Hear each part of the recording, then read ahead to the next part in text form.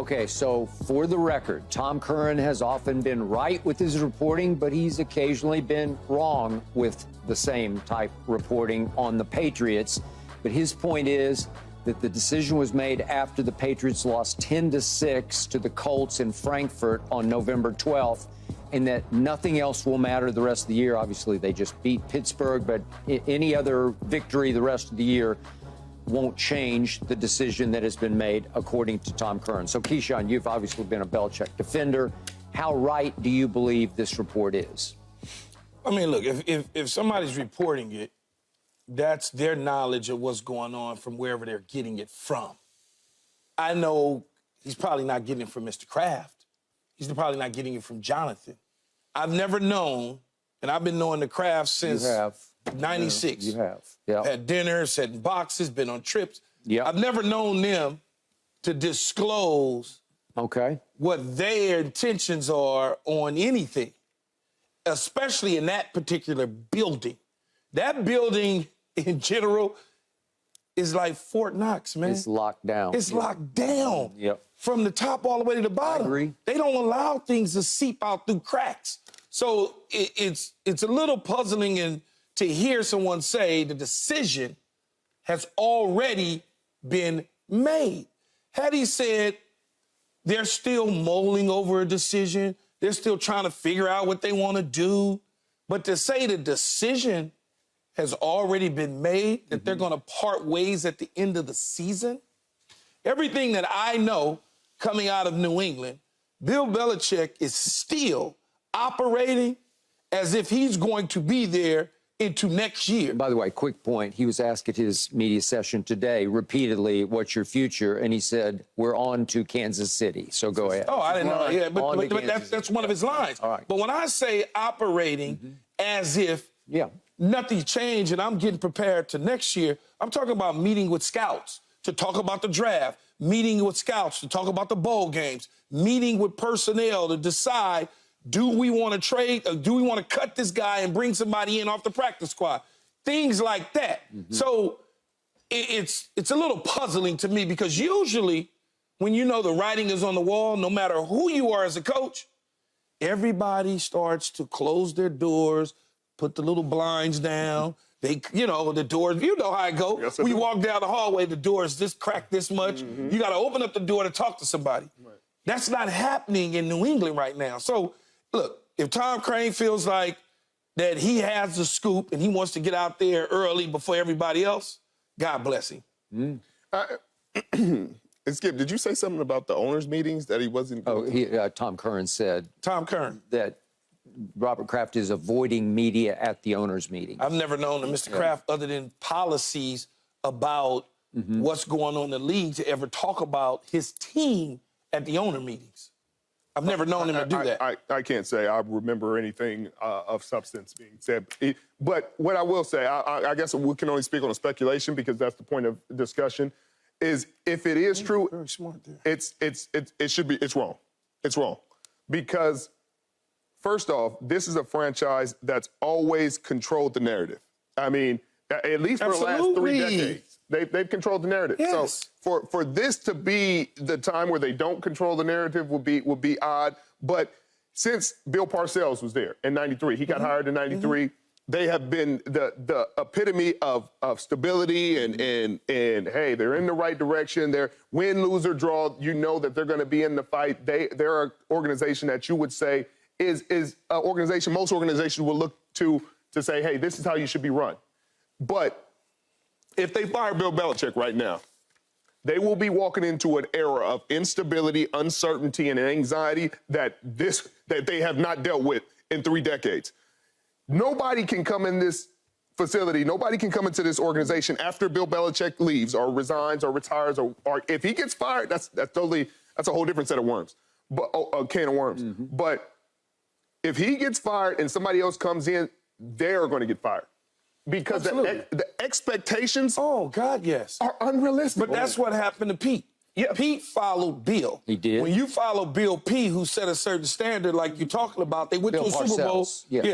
I said P., but Bill Parcells. Keep, you know. Okay, that's your boy. Stop. You follow him, It's tough. It's tough. They It is, lost I to agree. Green Bay in the Super Bowl, but you followed a coach that's going into the Hall of Fame. Now, Pete took him to the playoffs, but he didn't get a long runway. Right. And so now all of a sudden, Mr. Kraft says, I can't deal with this past 3 years. Boom. That's the same thing you're saying now. And I had my doubts about Pete as a head coach, and then he comes to your school and history happened, Yes. right? And he's still making history in Seattle. Right. 50 on Oklahoma, but yes, I understand. Could have been 80, but go ahead. Seriously. It could have been. You never want to go second, Skip. We talked about this with the great You quarterbacks. brought the it Hall up of yesterday. Fame quarterbacks. You never want to go second. So after this, like, you're not necessarily, it's like Green Bay with Favre to Rodgers. Like, y'all went from Bill Parcells to Pete to Bill Belichick. That's 3 great coaches. That's 3 Hall of Fame coaches. Okay, cool. Who you get next? But I was about to say, that you brought it up. Here's what I would say to skip to that. There's 3 names that pop in my head that come to mind. You have to, in my opinion, you have to have somebody that understands that culture. Okay, so number 1 is Gerard Mayo, who's on the staff. He does. I mean, Okay. He would have a chance to be pretty good, maybe chance. very good. Yeah. Then you got Vrabel, if you can pry him away from Tennessee. Maybe. And then you got Bill O'Brien, who was successful as a head coach in Houston, not as a GM. No.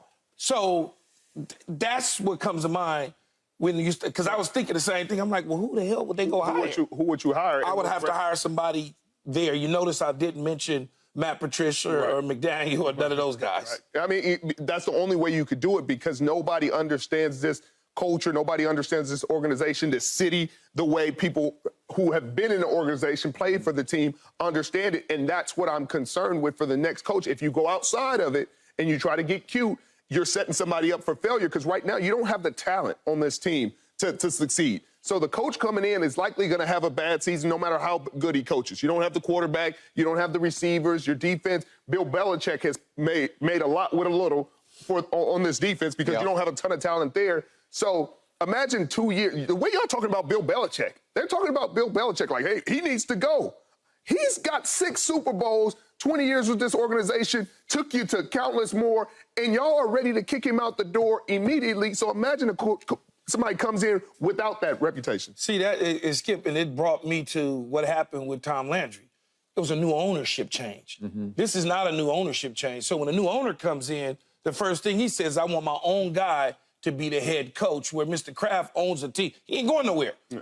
He's not going anywhere. So I would think if anything were to happen in this situation, as you called me the Belichick defender, I would think he would do a solid, Bill, meaning Bill Belichick would do a solid for a guy like Gerard Mayo to be able to say, I think I got an option here, whether it's a Washington that has a solid quarterback or possibly the Chargers when that becomes available. They got some stuff. Like, I would think he would like do Bruce a solid. Arians did for Todd Bowles. Sort of, yes. Yes. Yeah. Okay, you know how I feel about Belichick. I think since 2019, that was a long time ago, since Tom was pushed out the back door in New England and then went immediately to Tampa, you know what happened, won a Super Bowl. I think Bill has slowly but surely gotten exposed without Brady. I always said Brady was 75% of it, Bill was 25% of it. You guys, I don't know if you, but you definitely way disagree with that. I totally disagree. Okay, all right. But even Tom Brady himself disagrees. in his heart of hearts, I don't think he does. Even Tom Brady has been on record disagreeing. Publicly, he would, but he's going to say the right things and do the right things. All right. The point is, I'll speak as a journalist about Tom Curran. As sort of convincing and what's the best word? He drove home his points when you heard his sound there with Christian Fourier on WEEI. As convincing as it was, as definitive as he was, he did not then go write it for NBC Sports Boston. He didn't write it up. He didn't tweet about it. And that surprised me a little bit because it would indicate maybe I'm not completely sure about this, because if you write it, it lives forever. Now, it got written about and it will live forever off. And he did go on NBC Sports Boston later in the day, in the evening, and say the same things he told Christian. Christian played, do you know Christian? Yeah, oh yeah. Okay. Oh, yeah. So he's a good dude. But he played for Bill, played with Tom. He won with both of them. He defends Bill. He's told me many times, maybe I have a blind spot here, but once you win with somebody, you know, it's in your heart. Right, it's in your you have soul. loyalty. Yeah. And yet he pushed back hard on Tom's report yesterday and said, I'm not buying it, and took a stand like, I don't see it. And his point has been from the start, if you fire Bill, you'll have half the coach. Whoever the next coach is going to be half the coach. Right. If it's Vrabel, you wouldn't have half the coach. And I don't even know about how realistic it is to get I just Vrabel. mentioned because I'm trying to think. It's the only one. It's the one where you saw what Vrabel did on Monday night. Vrabel can flat out coach it. Yeah, and Vrabel would be a good one. I wouldn't dismiss Gerard Mayo, though. Okay. The reason Mayo was interviewed by people is because there was real opportunity. He decided to go back to New England and not pursue for whatever reason. I don't know. Maybe Mr. Kraft said, hey, when this is over, maybe Bill said to him, when this is over, I'm going to do you a solid. Yeah, but whoever, it's a dangerous job to take. It's a dangerous job to take because you're set up for failure and you're likely going to get fired. There's a 95%. In-house, I don't think so. Okay, but at this moment, you have no quarterback to speak unless you still believe you can salvage Mac. You got a high draft pick. You got a high draft pick. You don't have a ton of talent on that defensive side of the ball. You have a couple players that can play and showed some flashes. You don't have the receiving core. The tight ends have shown some flashes. Hunter Henry has shown some things. I'll give you that. But at the end of the day, you're walking into a situation where the fans' expectations are so unrealistic for the team that is present right now. They have Super Bowl expectations even with a bottom 5 roster. They have Super Bowl expectations even without the structure in place. So no matter what you do, if you're not taking them to Super Bowls, and they are not in the next 4 or 5 years unless something extraordinary happens, then you're going to get fired. You're going to have a 4 or 5 win season, maybe an 8 win season, and they're going to say, that's unacceptable. Get him out of here. We need something different than this. And the more you do that, Key, the more unstable you are, the worse your organization is. I would say if an outsider came in, like Pete Carroll did after Parcells left, yes. But if there's a guy in Gerard Mayo or Vrabel, I don't think that it would be a fireable offense to rebuild something. Somebody else coming in, clean slate, and it doesn't look right, I think it's just a different, it would take on different legs. Ex-coach at Oklahoma, your current coach at USC. Let's just do the hypothetical. Let's say Mr. Kraft says he's the next young NFL genius. Like, let's bring him in and deal with the offensive side. We're going to draft Caleb. Yeah, there you go. Would that work? Would he be fired within 2-3 years? Probably yes. Probably yes. You better get a defensive coordinator because I'm not sure. It's just going to be. No, we just hired Coach Lynn. I know, but it's just going to be such a different way of doing everything. Bill was a certain way with the media, and he's been that way for 2 decades. He's a certain way with players, and the way they bring players, they don't pay anybody. And the way you can win with Tom Brady is because Tom Brady took less. And you brought guys in, you were able to do this. So it's like, hey, New England doesn't pay anybody. But Tom's like, hey, pay me less, pay them more. I'm saying it's going to be hard to rebuild that. It's going to be hard for anybody to chase that expectation, and that's what these fans are going to be expecting in Boston. Hey, the glaring weakness, as you have brought up many times, Keyshawn, is Bill running the whole show and buying the groceries. It has never really worked for anybody. Andy Reid tried it in Philly.